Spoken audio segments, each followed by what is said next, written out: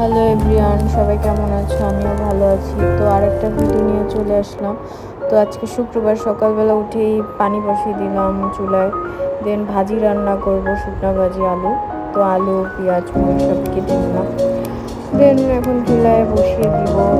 তো এটা দেখানোর কিছুই নেই, কিন্তু সবাই পারে। তো আমি দেখাচ্ছি আমি সারাদিন কী করি। তো পেঁয়াজ মরিচ সব দিয়ে দিলাম। দেন আলু এখন দিয়ে দিব। তো আমার শাশুড়ি এসেছিলো, বলতেছিল কি করে দেই আমি, কিন্তু আমি মানা করছি যে আমি পারবো, তো আমি করে নিতে। সে আসলে আমাকে করতে দেয় না, কিন্তু আমি জোর করে করে নিই আর কি। কিছু কিছু জিনিস আমি করি। তো আমাদের বাসার সবাই আলুটা একটু পোড়া পোড়া খায়, তো একটু পোড়া পোড়া করে ভাজলাম সব। দেন রুটি বানালাম, তারপর পরোটাও, অনেকে পরোটা রুটি খায়, তো আমি নাস্তা করে নিলাম। দেন আমার ননদের জন্য নিলাম, ওর শরীর জ্বর, তো সবার জন্য দোয়া করবো, ওকে নাস্তা করে দিলাম। তো সবাই নাস্তা করে ফেলছে, তো ওইটা ভিডিওটা নিতে ভুলে গেছি আর কি। তো আমার হাজব্যান্ড এখন নামাজ পড়তে যাবে, আজকে তো শুক্রবার, নামাজ পড়তে যেতেই হবে। তো ওর সাথে আমি কথা বলতেছিলাম, ও না যাওয়া পর্যন্ত আমি ওর সাথে, যাওয়া পর্যন্ত আর কি ওর সাথে টাইম দিই। তো তো ওর সাথে একটু দুষ্টুমি করতেছিলাম। তো ওও আমার গালে অনেক জোরে একটা ব্যথা দেয়।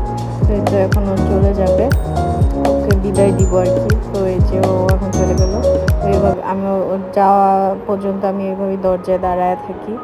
তো এখন দুপুরে রান্না করব। তো আমার শাশুড়ি দিচ্ছিল না, উনি রান্না করে বেশিরভাগ। তো আমি বলছি যে আমি আজকে রান্না করি। তো আজকে আমাদের বিয়ের দাওয়াত আছে, তো অল্প আজকে রান্না করব, কারণ রাতে তো বাইরে খাওয়া হবে, আমাদের বাসায় আবার বাসি কেউ খায় না, তাই অল্পই রান্না করতেছি। তো মুরগি মাংস রান্না করব।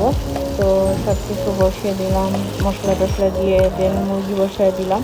তো আলু দিয়ে ঝোল করবো আজকে, তো আলুও দিয়ে দিলাম। তো এখন একটু কষিয়ে তারপর পানি দিয়ে দিছি। তো এই তো এখন একটু মরিচ দিয়ে দিলাম কিছুক্ষণ সেদ্ধ হওয়ার পর। তারপরে এই তো হয়ে গেল আমার মুরগি মাংস। আর বাকি রান্না আমার শাশুড়ি করবে। তো আজকে ভিডিও এতটুকু, এখন আমি গোসলে যাব। তো আমার ভিডিওটা ভালো লাগলে শেয়ার, লাইক আর সাবস্ক্রাইব করে দেবেন। আল্লাহ হাফেজ।